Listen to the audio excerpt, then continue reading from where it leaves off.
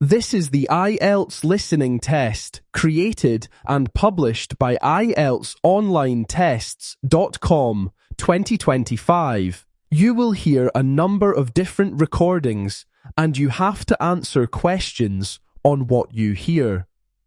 There will be time for you to read the instructions and questions, and you have a chance to check your work. All the recordings will be played once only. The test is in 4 parts. At the end of the test, you will be given 2 minutes to check your answer. Now turn to Part 1. Part 1, you will hear a caller asking about a health club membership. First, you will have some time to look at questions 1 to 4.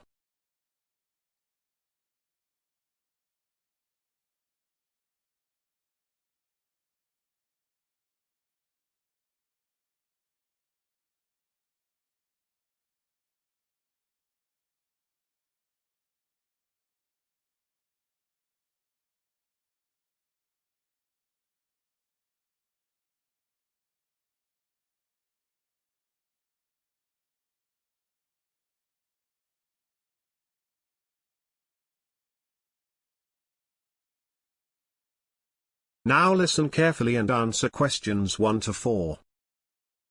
Hello, health club. Can I help you? Oh, hi. I spoke to someone last week about becoming a member, but I'm afraid I've lost my notes. Was it you? Could have been. Do you want to come in and join? Well, I'm still thinking about it. I've got a couple of questions. That's fine. I've never been to a health club before, and I was wondering what you've got, as well as the gym. Well, we have a lot of facilities. There's a swimming pool and sauna. Oh, not a jacuzzi? No, but the sauna is very popular. Right. And so is the tennis court, but you have to book that in advance. What about football? I heard you had a team. No, I'm afraid not. Lots of our members enjoy it, but we don't have a club. That's a shame. What about squash or badminton? No, I'm afraid not. But we do have a lot of classes and personal trainers. You can have individual sessions or small group sessions. Yeah, I heard about that. What sort of classes do you have? Well, there's a variety. There's aerobics and kickboxing, which is a lot of fun. Then there's yoga and Pilates. What's Pilates? It's a bit like yoga, but more active. Oh, I see. And are the classes included in the price? Oh, yes. And there are other things you can do, which aren't included. You can hire a bike and go cycling in the woods nearby, or go horse riding. Oh, I've never been on a horse. I think I'd prefer to stay inside. What are your opening hours? We're open from 6:30 in the morning to 10:30 at night, weekdays, and from 8 a.m. to 8 p.m. at weekends. And what does it cost to join? I hope it's not too expensive. Well, you pay a £50 deposit, which you get back if you cancel your membership, and then it's £450 a year, which can be paid in 3 installments. I see. Before you hear the rest of the conversation, you'll have some time to look at questions 5 to 10.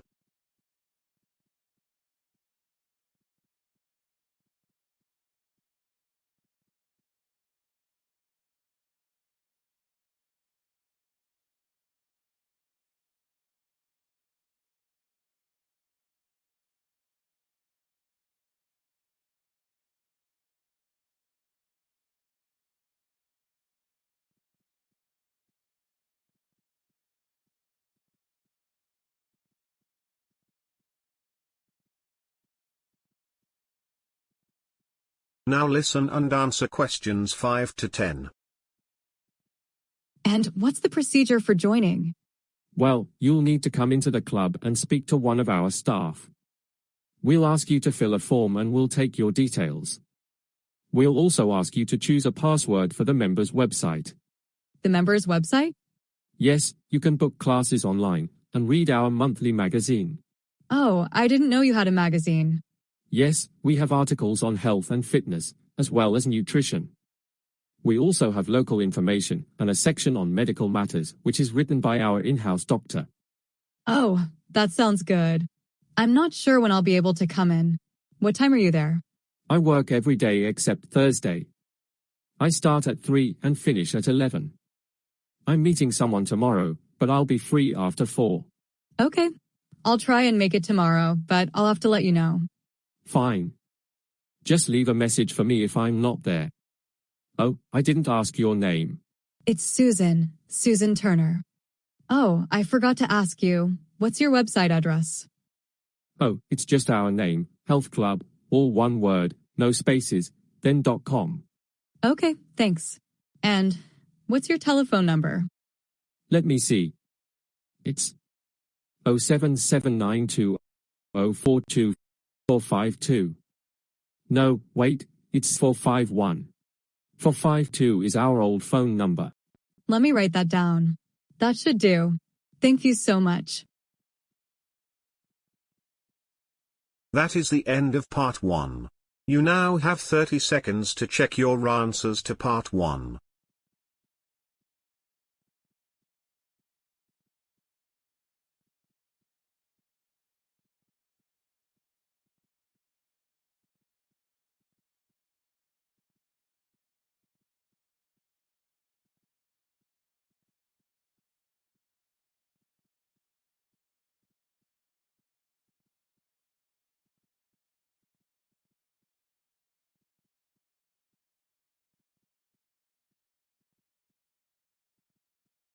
Part 2, you will hear a tour guide giving a talk about Lower Farm.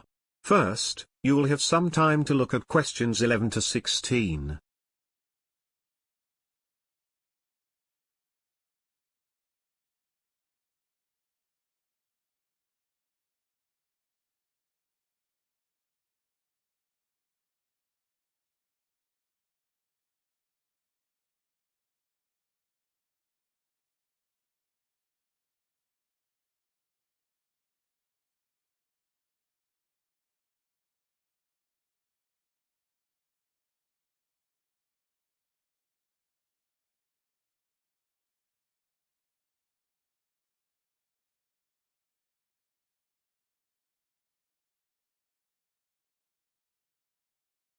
Now listen carefully and answer questions 11 to 16.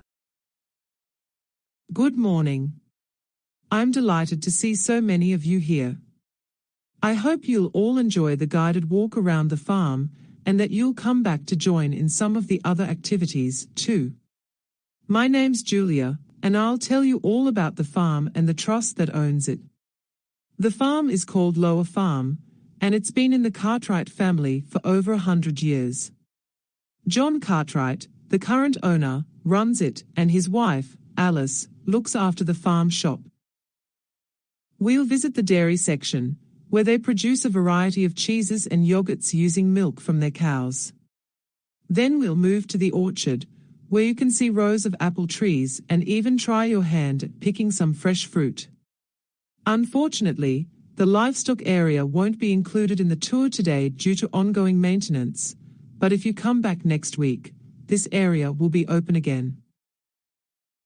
Lower Farm was set up in 1978 to help protect the countryside in this area, and it aims to preserve the local wildlife by encouraging farmers to use traditional methods.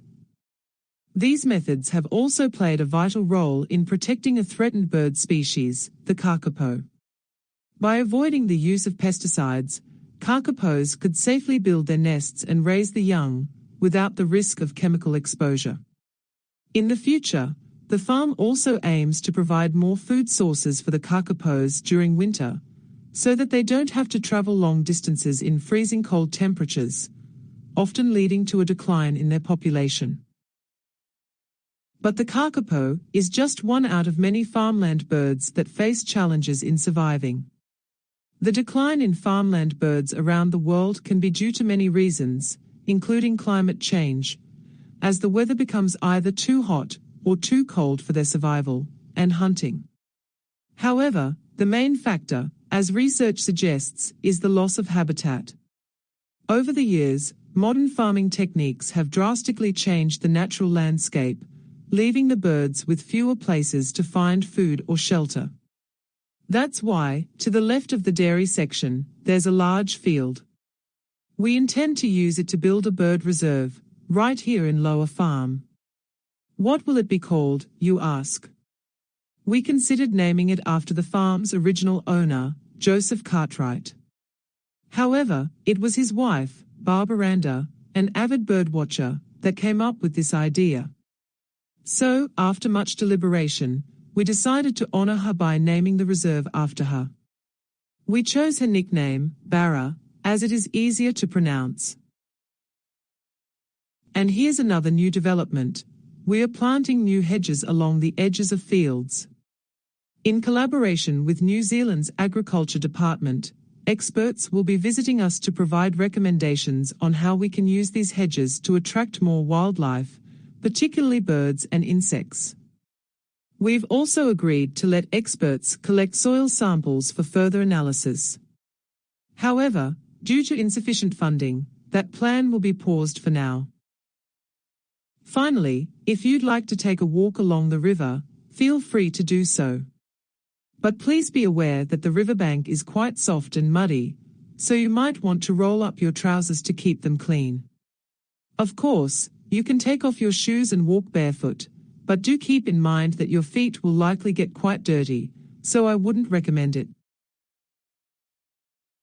Before you hear the rest of the talk, you'll have some time to look at questions 17 to 20.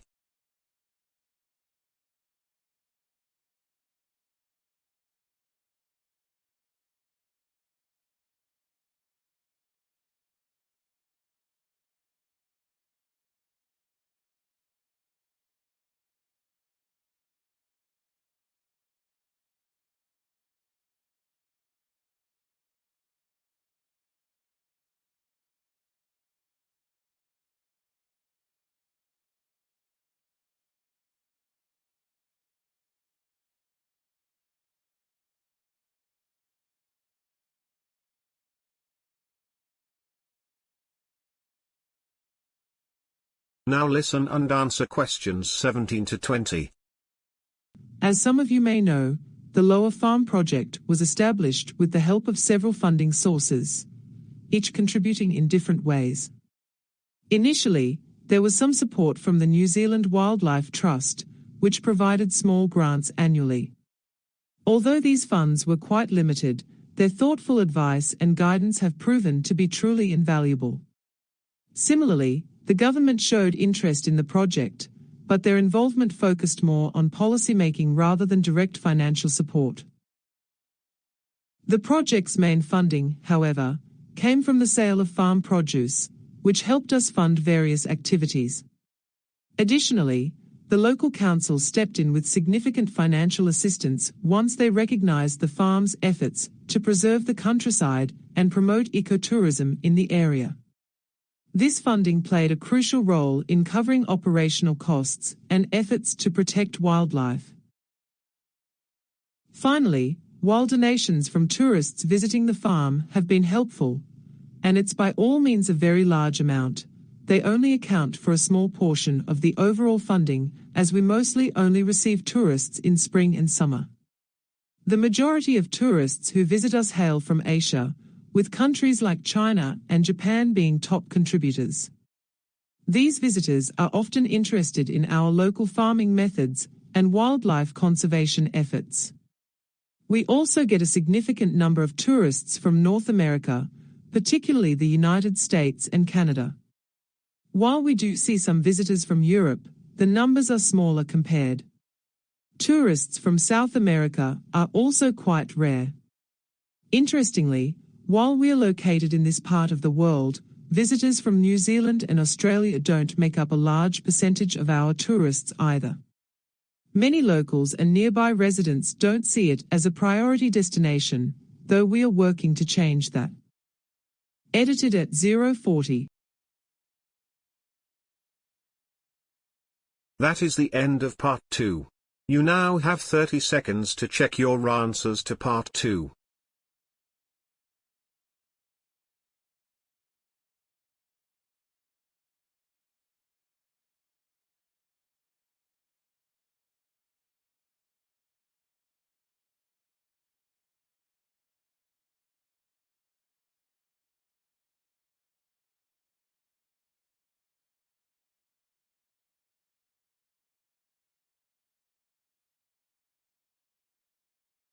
Part 3, you will hear two students, Karen and Jason, talking to their tutor about using statistics for their research on road accidents.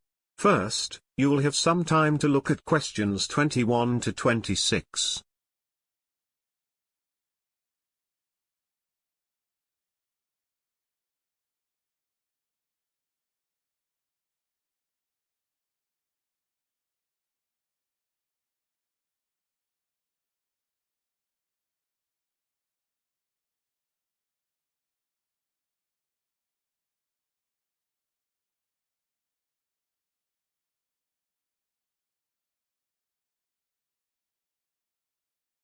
Now listen carefully and answer questions 21 to 26. Right, Jason and Karen. So on the basis of the topics you've chosen for your diploma thesis, I think I'm correct in saying that you're going to be looking at the area of road accidents and their prevention.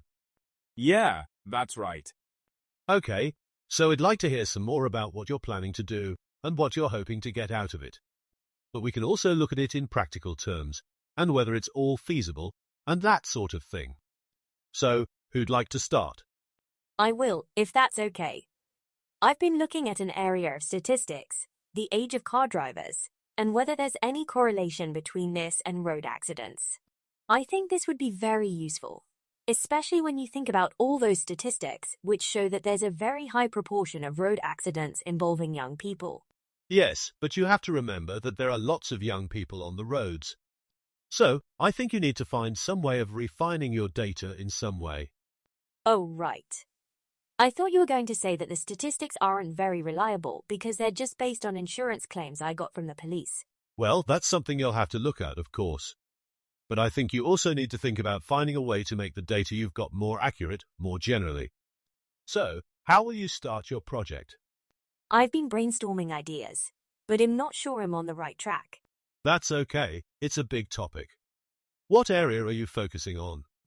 Well, I want to study road accidents, but I've realized there's an issue. A lot of accidents don't seem to be included in official reports, especially if they don't involve Serious damage to vehicles? No, I mean injuries. People don't have to report accidents unless someone gets hurt, do they? That's correct. It's a common limitation when working with this kind of data. So, how are you planning to get a more complete picture?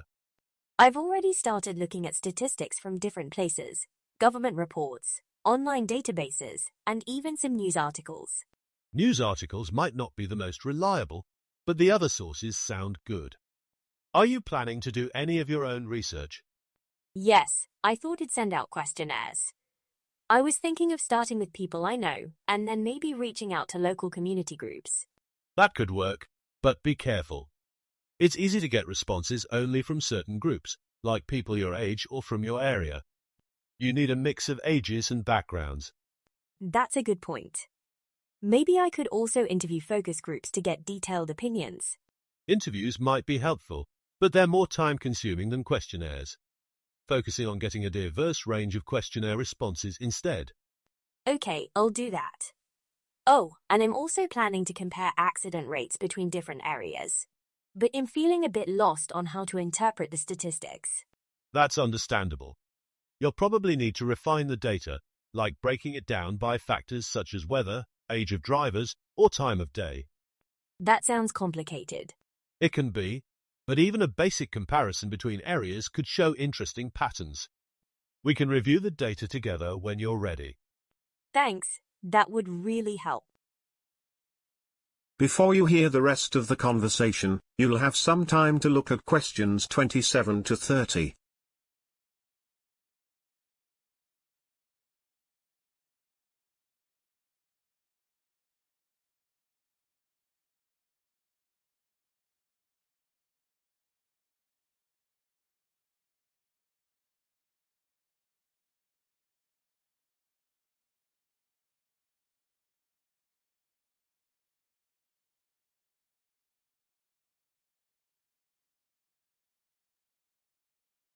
Now listen and answer questions 27 to 30. So, Jason, what about you? I've been looking at the figures for accidents on particular days of the week. I think that's very interesting. The figures are very high for Saturdays. But you have to remember that there are more people driving on Saturdays than on other days. Yes, of course. You'll also need to think about the factors that cause accidents to vary. For example, what happens in urban areas? Right, well, I guess there are more vehicles on the road? Yes, but it's not just about vehicles. Think about the people involved. Oh, pedestrians, of course. There are so many people crossing the streets in cities. And what about other times of the year? Have you looked at those? Yes, I've compared the figures for the winter months with the summer months. And what did you find? There are more accidents in the winter months, but the difference isn't as great as I thought it would be. But it was interesting to see that the figures for the autumn were very high, and then I looked at the figures for the spring, and I found that they were very low. That's very interesting. But you have to be careful about making comparisons. You need to think about the figures you've got and ask yourself what they really mean. That is the end of part 3.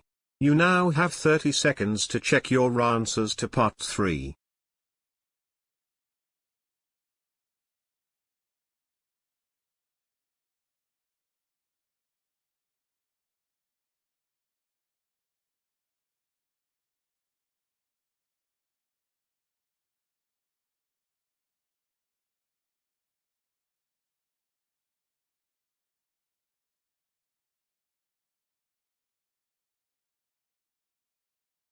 Part 4, you will hear a man giving a talk about the impact of weather on people's mood.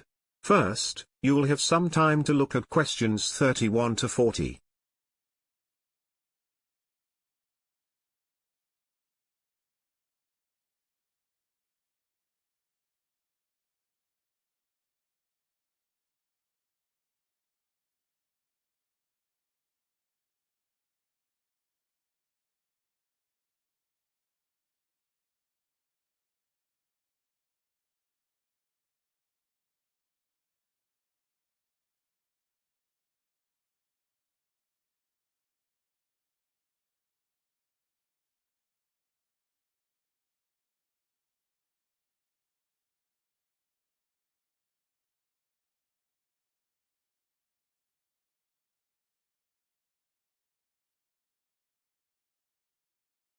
Now listen carefully and answer questions 31 to 40.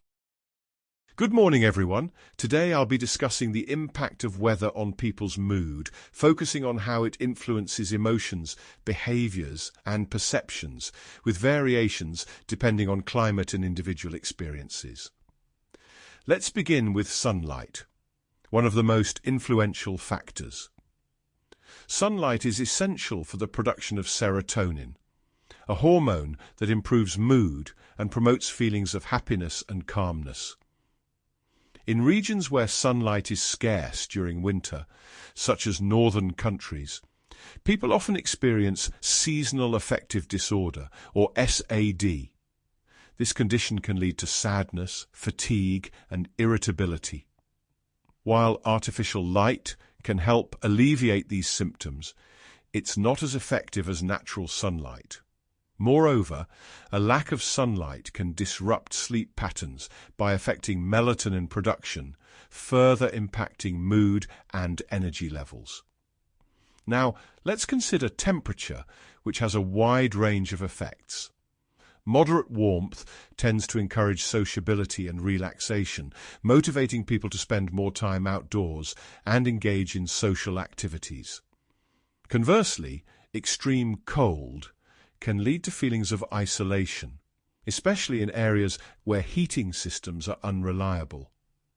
Prolonged cold weather may also discourage physical activity, contributing to lethargy. On the other hand, intense heat waves can reduce productivity and concentration, while sometimes increasing aggression. Interestingly, sleep quality may also decline during heat waves, though not everyone is equally affected.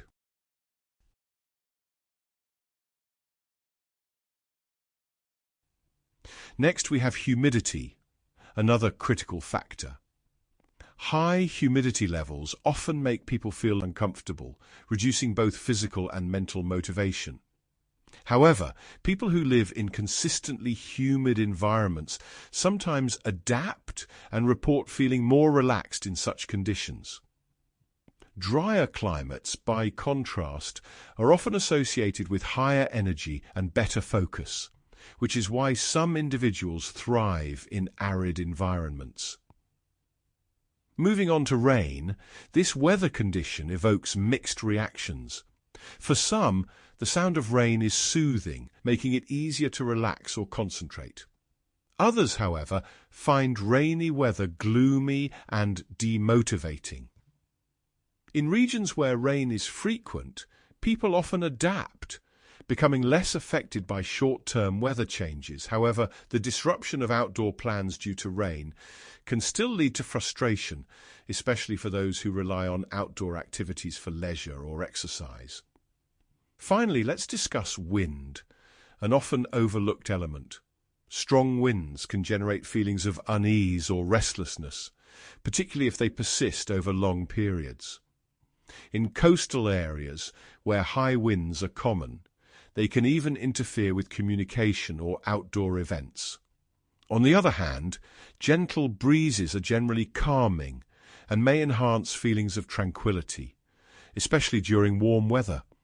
In conclusion, the weather undoubtedly influences mood, but its effects vary based on individual preferences, cultural norms, and environmental factors. By understanding these impacts, we can make lifestyle adjustments to maintain emotional well-being, no matter the conditions. That is the end of part 4. You now have 30 seconds to check your answers to part 4.